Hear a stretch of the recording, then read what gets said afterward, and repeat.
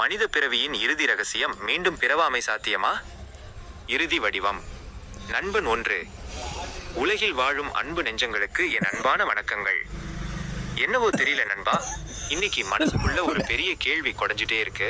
நாம பிறக்கிறோம், வாழ்றோம், பல கர்ம வினைகளை சேர்க்கிறோம், அப்புறம் இறந்துடுறோம், மறுபடியும் பிறக்கிறோம். இந்த மனித பிறவி சுழற்சி ஒரு முடிவும் இல்லாத சக்கரம் மாதிரி சுத்திட்டே இருக்கே. இதிலிருந்து இப்பிறவியிலேயே விடுபட முடியுமா? அசல் ஆன்ம விடுதலை, அதாவது மீண்டும் பிறவாமை அப்படிங்கிறது நிஜமாவே சாத்தியமா நண்பா?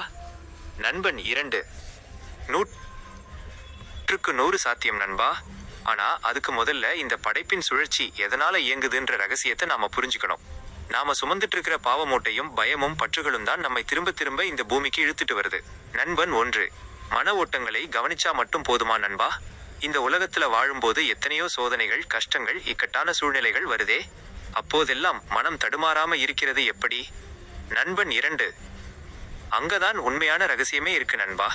எப்போது ஒரு மனிதன் தன் மன ஓட்டங்களை எச்சூழ்நிலையில் வந்தாலும் நேர்மையான முறையில் வாழத் தொடங்குகிறானோ, அப்பவே அந்த சுழற்சியோட கயிறு தளர ஆரம்பிச்சிடும். கஷ்டம் வரும்போது நேர்மை தவறுவதும், பயம் வரும்போது பாவமூட்டையை அதிகமாக்குவதும் தான் மனித இயல்பா இருக்கு.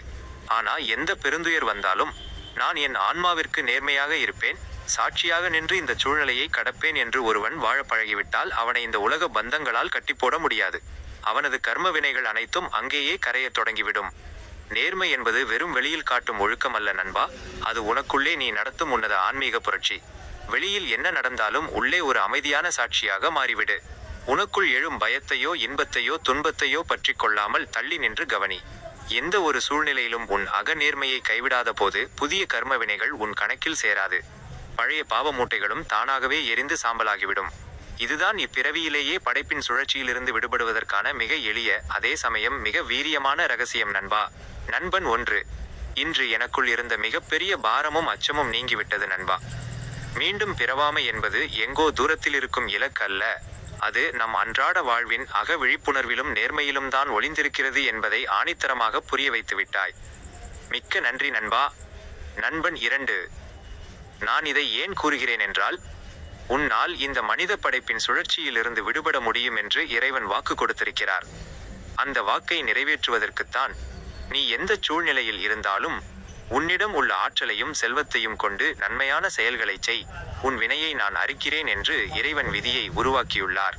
எனவே எச்சூழ்நிலையிலும் அக நேர்மையோடும் சாட்சி பாவத்தோடும் வாழ பழகுவோம்.